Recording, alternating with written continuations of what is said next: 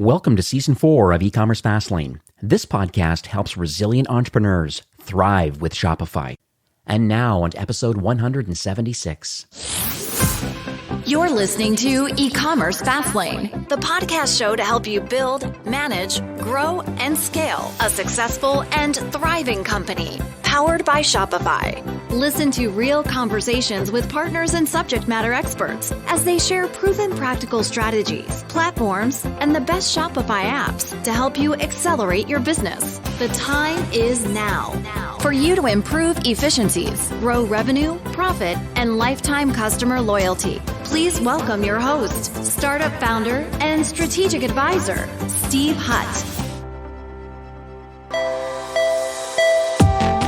Today's podcast is sponsored by Frontend, a powerful storefront solution from the team at Shogun. If you're tuned into the e-commerce space, and you likely are since you're a subscriber here at eCommerce Fastlane, you've no doubt heard about going headless or building a headless commerce storefront. And if you've gone as far as exploring some of these headless solutions, you know there's an incredible amount of info to wade through and to consider when making a storefront pivot. You may have heard that headless commerce means a move from a commerce-led to a content-led solution, or maybe you've heard that it represents a lean-in more towards an API-first approach.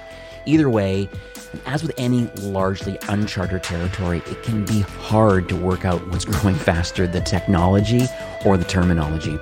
The great thing about headless commerce is that it can get your Shopify store to load incredibly fast, eliminate the compromises when it comes to your brand's look and feel. You get full front-end control and flexibility, which will help you convert more of your website visitors. Amazing brands like Groove Life, Nomad, OneBlade, and so many more have taken their storefronts headless using Shogun's front-end platform. You can increase your conversion rate with a less than 1 second page load, and more importantly, you can empower your e-commerce team to manage content more efficiently with Shogun Frontend. They truly are the next generation in e-commerce experience platform. Request a demo and see what this front end can do for your Shopify brand. You can check them out at getshogun.com. That's GETSHOGUN, getshogun.com/front end for more details. Well, hey there, it's Steve, and welcome back to the eCommerce Fastlane podcast. Now, if this is your first time listening, this is an e-commerce show where we have honest and transparent conversations about building and thriving with your store powered by Shopify or Shopify Plus. If you're an ambitious, lifelong learner, you're definitely in the right place today. Now, new episodes are available twice weekly with your favorite podcast players like Apple Podcast, Stitcher, Google Play, Spotify, and many more. You can also stream current episodes. I think we're up to 175-ish episodes, and they're all available at eCommerce Fastlane. Very relevant back catalog is there, and you can stream them at eCommerce Fastlane. Now, in today's episode, my guest is Chris, who's the CEO and co-founder of a company called Linkby. That's Linkby, linkby.com. And they're a platform, and what they do is they help direct-to-consumer brands to get more editorial coverage and a lot of these premium locations. Think like Forbes Shopping and Bustle and Daily Mail and so many other publications. I'm going to dig into it. I know he's been growing this business. We're actually recording. I'm in Canada, in British Columbia and Vancouver, and it's 6 o'clock in the morning for my guest today, who's coming from Sydney, Australia. So welcome, Chris, to eCommerce Fastlane. Thanks, Dave. Thanks so much for having me. Oh, my pleasure. I appreciate the opportunity of recording this today. I know being so early in the morning, but that's the benefits of where there's talent and technology. It's nice to get us both together today, and let's record this content because I believe there's some opportunities for a lot of Shopify brands who can get value out of the kind of services that you offer through Linkby. 100%. I think it's remarkable when you look at Shopify being built out of Canada and our ability now, especially with everything that's happening in the world at the moment with this global pandemic, to be able to grow and start a business and work with clients in anywhere that they may be in the globe. It's a really beautiful thing. It is wild. So you heard me mention what Linkby does a little bit at the top of the show, but I think it's always best kind of in the founder's own words. So what does Linkby do, and what sort of problems are you solving for Shopify store owners? Yeah, sure thing. So very simply, I suppose our goal is to make brands famous. So when we say that, what we mean is that we help brands of any size get more editorial coverage across some of the biggest digital publishing brands in the world. So that includes brands like Forbes Shopping, Daily Mail, Bustle, and a whole heap more across not just the US, but also the UK and Australia, and soon to kind of expand into other international markets as well. And so we do this by creating a cost per click advertising campaign between your brand and the publisher. So you only pay for the successful clicks back to your store. And we've helped brands drive return on investment off the back of these campaigns as high as 953%, while also driving all those other benefits that come with that editorial coverage, such as building your brand, developing trust, and getting you featured alongside some of the biggest brands in the world. I'd also add, I can imagine their SEO value of having a link from a premium publisher, their domain authority and credibility in Google's eyes, and then having some editorial content published on there. That is going to be like an evergreen piece of content that literally would, I guess, transfer a lot of that, I'm going to call it link juice, back to your Shopify store. Yeah, I don't think anyone quite knows for certain exactly how the Google algorithm works and whatnot. And I think because it's commercial content, a lot of the major brands do use do not follow links, but you still have your brand being mentioned across these huge publishing brands and linking back to your site directly and generating traffic through that way. And one of the beautiful things as well is that often some of the most successful results have come from introducing your brand to a whole lot of new customers. And so that's one thing about Linkbee, is that it's a really great way to make sure that you're not just continually marketing to people that you're retargeting, for instance, and where you're sort of hitting the same consumers over and over again through the same platforms. It's really a great way to cast your net a bit wider and bring people into the top of the funnel through a platform that can also convert for you as well. Net new visitors. Love it, love it, love it. Okay, this is great.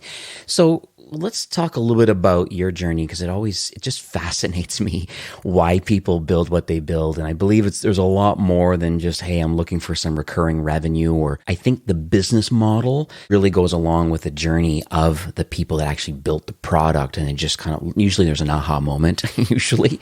So I'd love if you could share with the audience today, like kind of what uniquely positions you and your co-founder, I guess, on a couple different points. Like number one, to have the desire to even want to build a platform like this. And then where did the expertise come? Because obviously you've been wildly successful through Australia and now expanding massively into North America now. So just would like to understand that whole journey.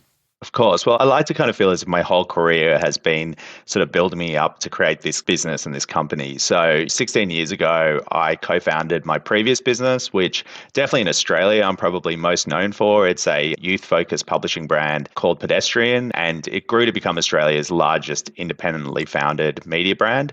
So we ultimately ended up selling that business to the largest media company in Australia called Channel 9. And to give you an idea of the scale of Pedestrian now in Australia, it's the only market in the world where Vice and Refinery 29 and kind of everything that goes along with Vice is operated under a license model, and the licensee is Pedestrian. So it's done extremely well in that youth-focused publishing space, and we were really fortunate, and we kind of were sort of at the right place at the right time. We also worked very hard, but we built something that was really significant here. But as successful as sort of Pedestrian was, one thing that I kept noticing that we often struggled to find scalable ways to work with small to medium-sized businesses, especially those in the e-commerce world. I had loads of friends who were running their own e-commerce stores who were desperate to work with us and would always say, Chris, how can we do something on Pedestrian? But when I looked at their businesses and what they really needed, what they needed was sort of more agile, self-service style platforms, that were kind of performance-based and were more similar essentially to kind of what they were doing on Google and Facebook. And that's what Linkbee does. So we didn't have that offering at Pedestrian. And so when I started to look at my next chapter, that's what I really wanted to create. And so Linkbee helps you unlock editorial coverage across over 170 now global publishing brands with a simple campaign flow and CPC focus that you're probably already familiar with. So if you've set up a marketing campaign in the past on one of those big platforms, then you should be able to jump onto Linkbee and go through those steps really easily. And if not, we've got a team that can guide you through your first campaign as well. Very cool.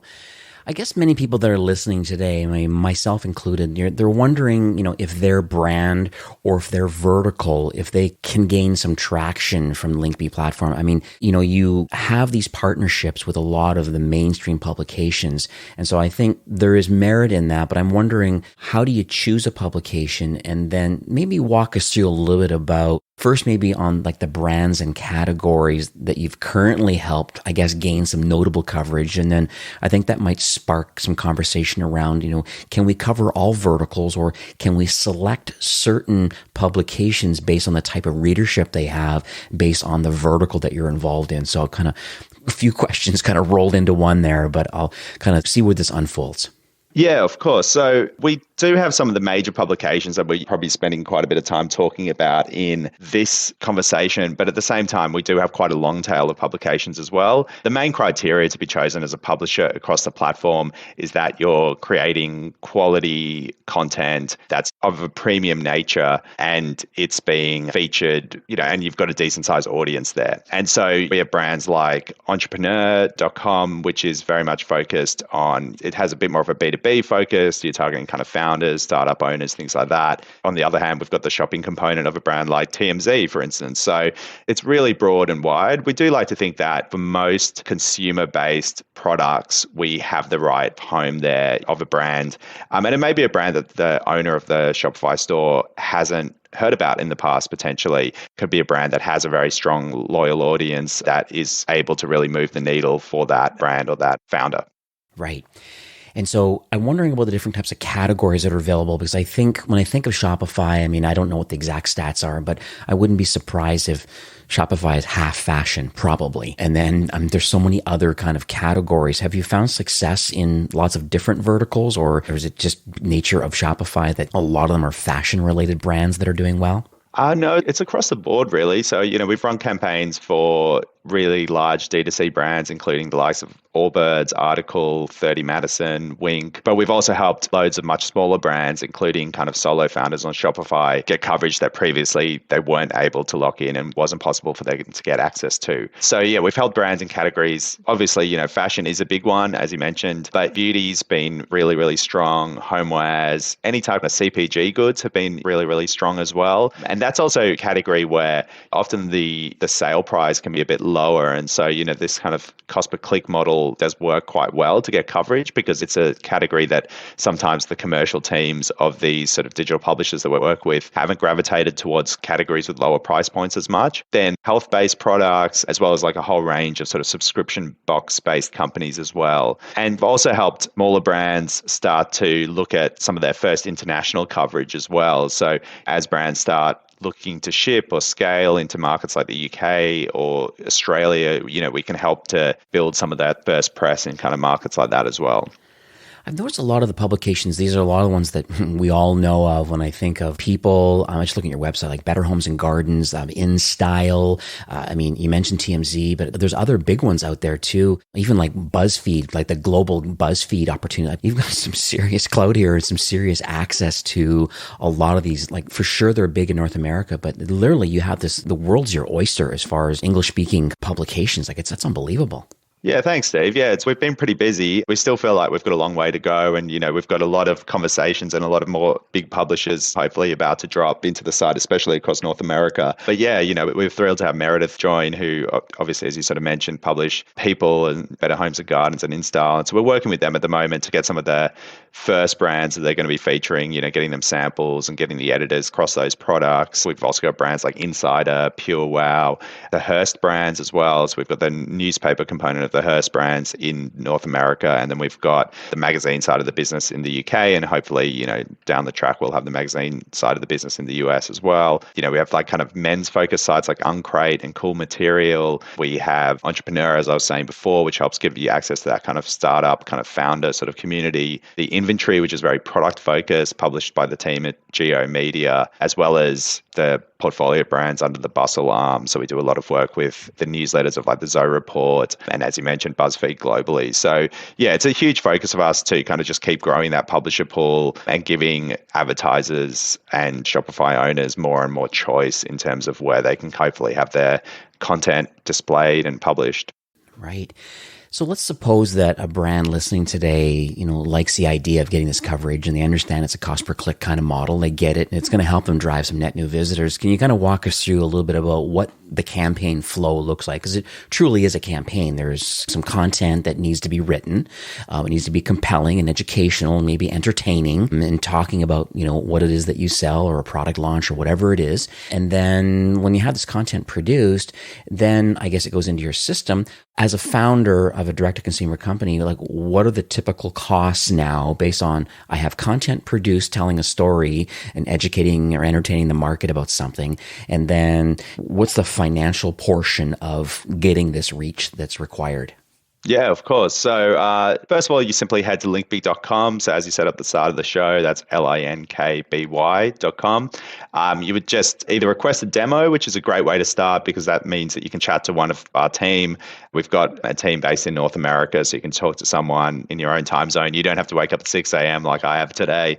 It's really straightforward. You set up an account. From there, you can set up a campaign in just 2 minutes. So the platform essentially kind of guides you through the steps to create what by the end of it is almost like a simple press release. So if you have written a press release before, great. If you haven't, don't stress. It's very, very simple. It's essentially just a kind of a briefing form for the publisher so that they know everything that they need to know about your brand, but also about what it is that you would ideally like them to kind of write about. Brands use the platform to talk about a sale that they might be having, kind of trying to get cut through around a sale period like Black Friday or Cyber Monday. Or it could be a new product or a new initiative that you're launching or a new vertical. All of these things are things that we've helped Shopify founders with over the years. So you can then put in your campaign dates, very similar to kind of a Facebook campaign or something that you're running on Google or Instagram. You put the start and the end date in. You won't get charged for anything that happens outside of those campaign dates. We recommend about a kind of 3-month campaign to kind of give publishers the largest possible opportunity to be able to pick up the story, write it up, and then also have a decent amount of time to be able to kind of distribute it through all of their various channels, which gives you more coverage. You also upload your budget. So this budget acts as the absolute cap of what you will spend through the platform. So you will not spend more than that amount of money, and your CPC. So in Linkby at the moment, you choose your CPC. There is a minimum CPC. And when I say CPC, that's cost per click of $1 US and a recommended level of $1.50 US. So then when you choose to work with a publisher, you have to set an allocated budget to that publisher.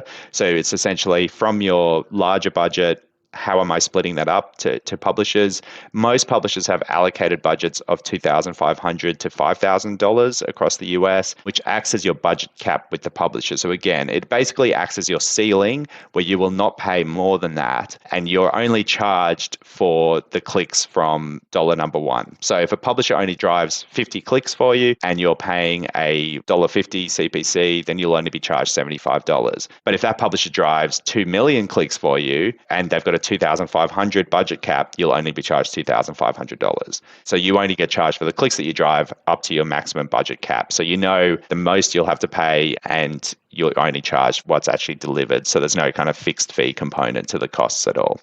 One follow-up question I have, and it's probably not related to the Linkby product, but a lot of these publishers are physical print publishers also, and or are available in PDF format and through e-readers and all these different things.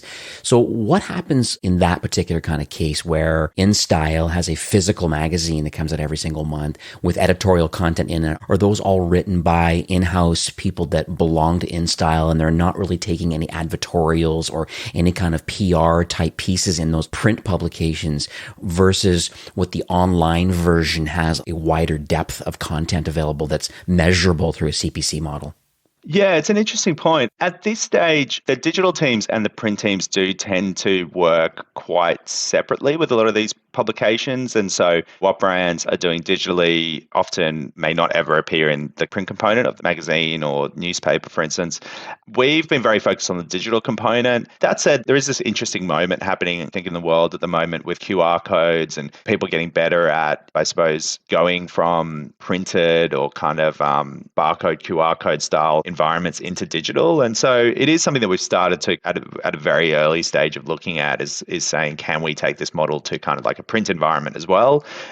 It may seem like a strange thing to do in 2021 to be looking at how you can go from digital to print, because digital is pretty sweet, in terms of kind of having like very low limits to kind of scalability. But it is definitely something that we think is interesting. And I think for these publications, I mean, I'm a absolute sort of publishing nerd, and kind of my first ever job was at a kind of a news agent, which I'm not even sure if you have that term in the kind of the US or Canada. Maybe it's like similar to like a newsstand, where like I would sell magazines and things like that. And that's back when I was, kind of 15 years old. So I've always been surrounded by these publications and mastheads and print products. And I love it all, like, any type of kind of content, wherever it is. And so anything we can do to sort of help small to medium-sized businesses better connect with publishers, I think is a good thing. So it's definitely something that's on our radar. But at the moment, it's predominantly across the digital component of these publications, and that's where you're getting the value. I've saw recently, more of a side note, but I've seen a lot of QR codes. Some are being inserted in like thank you cards inside boxes from direct-to-consumer brands, and that QR code is then redirecting to getting a review or getting involved in the loyalty programs and stuff like that. So it's kind of an interesting engagement way of a physical thing you need to do with your phone. Also notice a lot, kind of off topic a bit too, but even in restaurants and stuff where they don't want to bring out a printed menu, they just have the QR code on the table that you kind of scan. They're saying, are you okay with the digital menu? Instead of the one in your hand.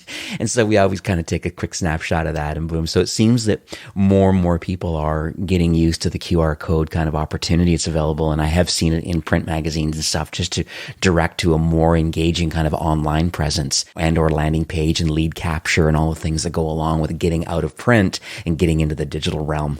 Yeah, definitely. It's definitely changed over the last couple of years. I think when people first started putting codes into kind of print products, people thought that was a bit crazy. Like it's like, oh, well, no one's going to do that.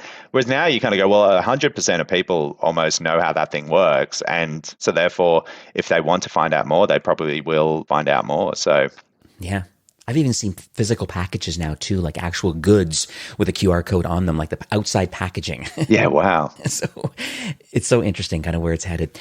So let's kind of pivot a bit over to a story, hopefully. I tried to prep you before this call to say, hey, can you find one particular kind of impactful story that you feel could tell and set the stage and tell the right story around, hey, they needed access to, more top of funnel, more awareness and consideration for their product. And I know they're in the direct-to-consumer space and the consumable space. And so I'm going to leave it up to you to kind of share how you met this company and kind of just the whole process of went through and how do they onboard, and just nice to share what success looks like on the Linkbee platform today. Yeah, of course. I mean, it's one of the biggest thrills for me is working with companies that are run by friends, or just companies that are run by first-time founders or young founders, and seeing them get these amazing results off the back of the platform. There's been a lot, like, where people have said, wow, this is outperforming my Facebook ads, or this is getting this coverage has helped me get stocked in this major retailer, or, like there's so much that getting this nod from this premium mastheads can drive and whatnot. But one story that really stands out, it was actually quite early in our journey. And so it was exciting personally because it was a real validation of what we were doing as much as it drove great results for the founder involved. And so, kind of one of those early customers, they were a sustainable coffee pod company called Tripod Coffee. So first of all, they were not just selling a product, but they were selling a product that had a really strong sustainable angle to it. They had these coffee pods that were actually kind of compostable, and they wanted to try to rid the world of these like one-use coffee pods. And I thought that was a mission that was really strong, and, the product was fantastic. But, like with any small business, as good as your product can be, you're still up against much bigger players in that market who can always outspend you, who are much more likely to get picked up by major publications. So yeah, David, one of the founders of that business, he discovered us via a Slack channel of D2C marketers that were sort of talking about Linkbee and their strategies around that. And they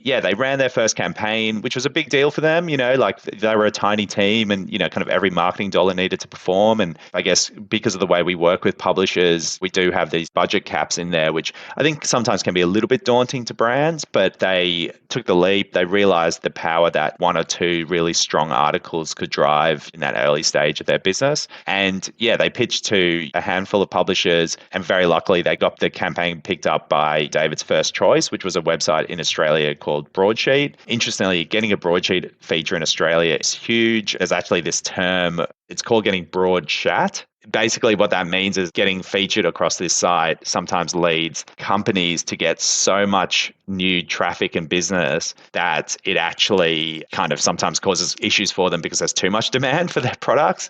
And so they're really lucky to get featured across this site, all facilitated via the Linkbee platform. And Broadsheet was a publication that's hard to get into. They're picky about who they write. Getting coverage has led to huge outcomes for brands. And usually you would need to either spend thousands of dollars on a marketing campaign or have a fancy PR agency, both of which are out of the reach of someone like David, who is the founder of Tripod. So when Tripod locked their story in, they were beyond excited just to have that feature. But then the content ended up actually driving such huge volumes of sales that it led to Tripod's largest ever day of sales in their history by quite a large margin. And we see this all the time with brands. We had a brand in the UK recently where we sold out their Amazon store from a feature that they had across one of the major UK independent stores. And yeah, it's just sort of thrilling to see, kind of hear from founders who are getting these results off of the platform. It often comes out of this really exciting moment, which is that validation for their business, which is getting secured and featured across some of these large publications that previously they probably never thought they would have access to, while obviously driving return on ad spend and driving all of the other benefits that go along with being featured across those publications. Right. Well, this is really great. Thanks so much for sharing that. I'll make sure that I have a link to that in the show notes. I just was actually looking at that company, Tripod Coffee, while you were talking about it. And so they are a Shopify store and they're doing their thing and they're growing and scaling. And so it's so interesting that you were part of their early journey, and it's been pretty exciting. So let's just talk a little bit about the people that are listening to this episode, because what's interesting is just, 10,000 or so are viewing this or listening to this right now, but they're going to be in different parts of their entrepreneurial journey. Some are kind of in the early stage, just thinking about maybe wanting to launch a Shopify store. Some are further along their journey. Some are going to be on the Shopify Plus side. And so they're really starting to grow and scale. But just from your perspective, because you deal with lots of entrepreneurial people and you're helping with production of getting articles out and getting more coverage, and you see what success is there anything specific or advice that you could give? I know it's more general advice because we have all different types of complexities and maturities of entrepreneurs that are listening today. But nice just to hear it from your perspective, what you believe people should be working on right now to help grow and scale.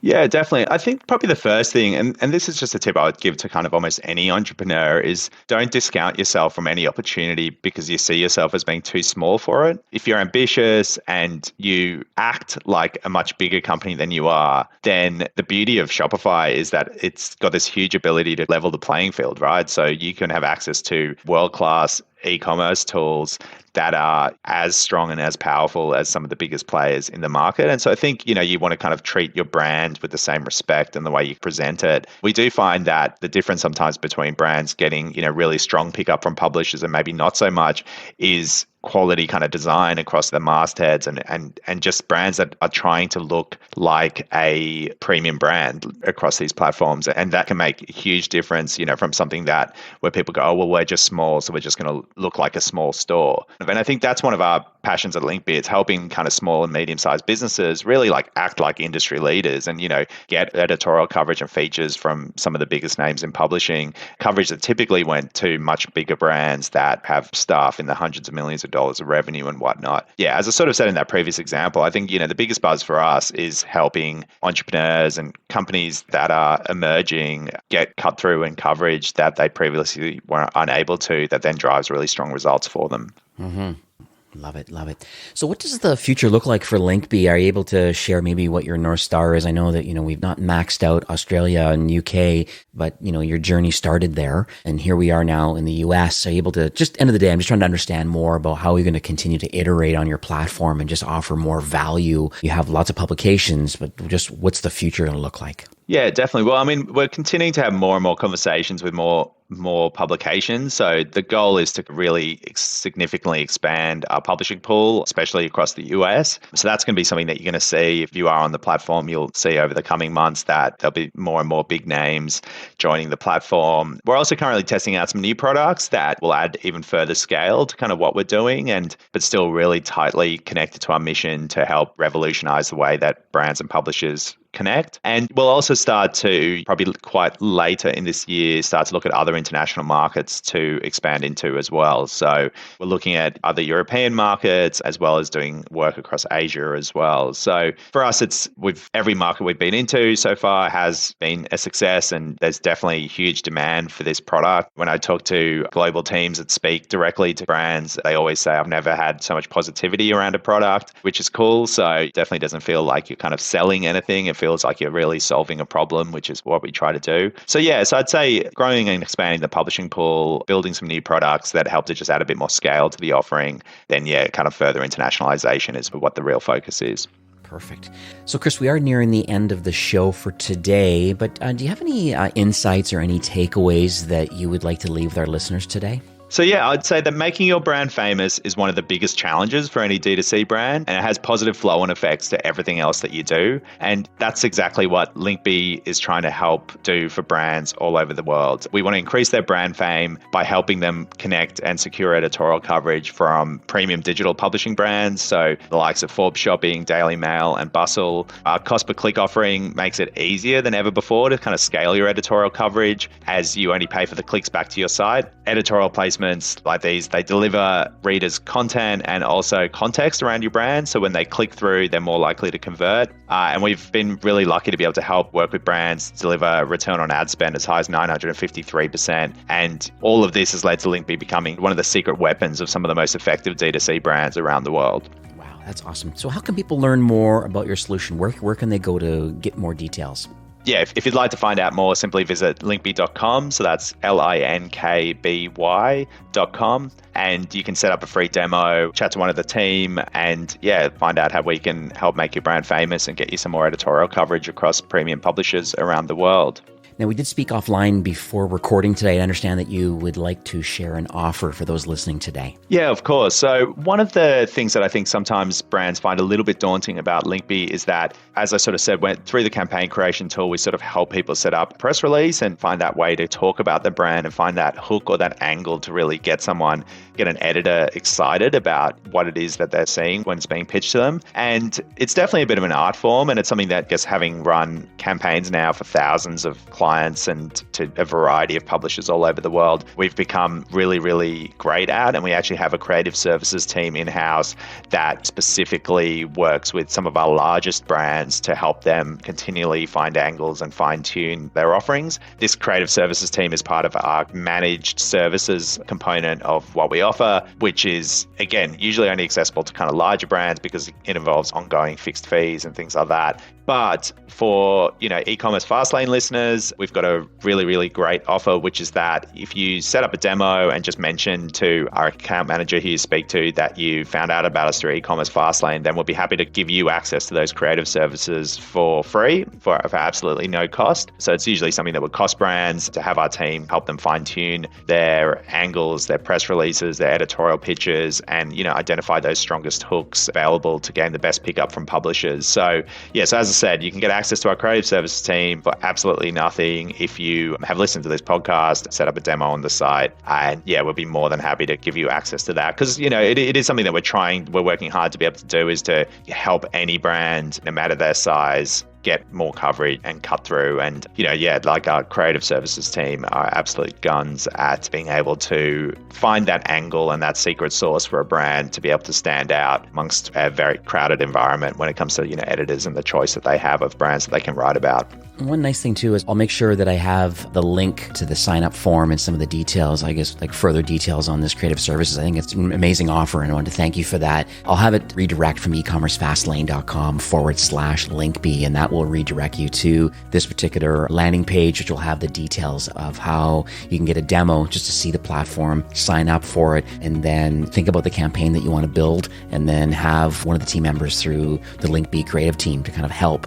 Just structure it in the best possible way. I think it's an art and a little bit of a science around it, and I think you've kind of fine-tuned that over thousands of some projects that you've been working on. So I just wanted to appreciate you for offering that to our listeners today. So take Chris up and his team up on that offer. I mean, really go check out linkbee.com and take a look and see what they have, or go to that landing page. It'll all be in the show notes and stuff like that, so you can find out more details. I think it's another angle, another way of just helping drive net new visitors. I always talk about how do we get more awareness and consideration for your brand, instead of maybe spending it just all on Facebook or Google or other different types of social channels and stuff like that. There's lots of channels out there. This is another interesting channel that's not been maximized, I believe, by a lot of brands, but there's wild success, mostly for the larger brands, but you're kind of bringing it downstream. I just wanted to appreciate you. Thank you for building this platform, and thanks for, really pushing hard in the North American market. Once again, I just appreciate you sharing your knowledge and your vision and really helping to give back to the Shopify ecosystem. No, thanks so much, Steve. Thanks so much for your time. And it's such an amazing opportunity to be delivered into the earphones and earbuds of all of these amazing Shopify founders. I think as a Shopify shareholder, pretty amazing seeing such an amazing business form that's given so many people around the world such huge opportunities. And yeah, like as I said, I think we haven't actually pulled the data. I would hazard a guess that probably 60 or 70% of our clients are probably on Shopify. So it presents a huge part of our ecosystem as well. And anything we can do to help, please just reach out. All right, sounds good. Time for you to have a coffee and time for us to say goodbye. Have yourself a good morning. Thanks, Dave. Today's podcast is sponsored by Frontend, a powerful storefront solution from the team at Shogun. If you're tuned into the e-commerce space, and you likely are since you're a subscriber here at eCommerce Fastlane, you've no doubt heard about going headless or building a headless commerce storefront. And if you've gone as far as exploring some of these headless solutions, you know there's an incredible amount of info to wade through and to consider when making a storefront pivot. You may have heard that headless commerce means a move from a commerce-led to a content-led solution, or maybe you've heard that it represents a lean-in more towards an API-first approach. Either way, and as with any largely uncharted territory, it can be hard to work out what's growing faster, the technology or the terminology. The great thing about headless commerce is that it can get your Shopify store to load incredibly fast, eliminate the compromises when it comes to your brand's look and feel. You get full front-end control and flexibility, which will help you convert more of your website visitors. Amazing brands like Groove Life, Nomad, OneBlade, and so many more have taken their storefronts headless using Shogun's front-end platform. You can increase your conversion rate with a less than 1 second page load, and more importantly, you can empower your e-commerce team to manage content more efficiently with Shogun Frontend. They truly are the next generation in e-commerce experience platform. Request a demo and see what the front end can do for your Shopify brand. You can check them out at getshogun.com. That's GETSHOGUN, getshogun.com/front end for more details. Well, that's it for today's episode. I'd like to thank you personally for being a loyal listener of eCommerce Fastlane. It's my hope that this podcast is offering you a ton of value through growth strategies, tactics, and exclusive insider tips on the best Shopify apps and marketing platforms, all with my personal goal to help you build, manage, grow, and scale a successful and thriving company powered by Shopify. Thanks for investing some time today and listening to the show. I'm so proud and excited that you have a growth mindset and are a constant learner. I truly appreciate you and your entrepreneurial journey. Enjoy the rest of the week and keep thriving with Shopify.